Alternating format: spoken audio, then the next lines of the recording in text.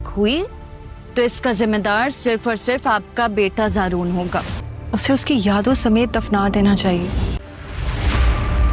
जो इंसान बेवफाई करे ना।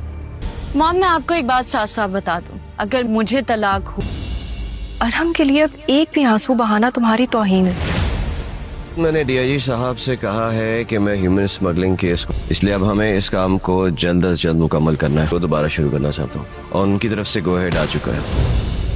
ड्रामा सीरियल शिकंजा की नेक्स्ट आने वाली एपिसोड बहुत ही ज्यादा इंटरेस्टिंग होने वाली है। नेक्स्ट आने वाली एपिसोड में आप लोग ये देखेंगे कि फिजा रिदा को ये समझाने की कोशिश करेगी कि अरहम की वजह से अपनी आंखों में बिल्कुल भी कोई आंसू लेकर ना आओ, उसकी वजह से रोना दो तुम्हारी तौहीन होगी। उधर ही दूसरी तरफ आप लोग ये देखेंगे कि रानी अब एक नई चाल चलना शुरू हो जाएगी। वो अपनी माँ को कॉल करेगी और उससे यही कहेगी कि अगर मुझे तलाक हुई तो उसका जिम्मेदार सिर्फ और सिर्फ आपका बेटा होगा। लेकिन उसकी माँ भी ये बात बहुत ही अच्छी तरह से जानती है कि रानी के साथ अगर कुछ भी कभी बुरा हुआ तो वो किसी और की वजह से नहीं बल्कि रानी की खुद की वजह से ही होगा।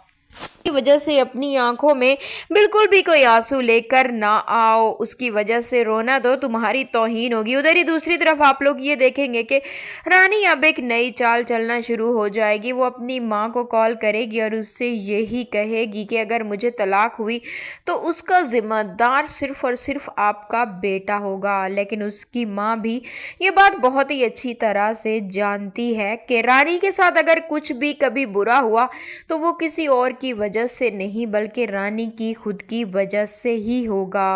वाली एपिसोड में आप लोग ये देखेंगे कि फिजा रिदा को ये समझाने की कोशिश करेगी कि अरहम की वजह से अपनी आंखों में बिल्कुल भी कोई आंसू लेकर ना आओ, उसकी वजह से रोना दो तुम्हारी तौहीन होगी। उधर ही दूसरी तरफ आप लोग ये देखेंगे कि रानी अब एक नई चाल चलना शुरू हो जाएगी। वो अपनी माँ को कॉल करेगी और उससे यही कहेगी कि अगर मुझे तलाक हुई तो उसका जिम्मेदार सिर्फ और सिर्फ आपका बेटा होगा। लेकिन उसकी माँ भी ये बात बहुत ही अच्छी तरह से जानती है कि रानी के साथ अगर कुछ भी कभी बुरा हुआ तो वो किसी और की वजह से नहीं बल्कि रानी की खुद की वजह से ही होगा।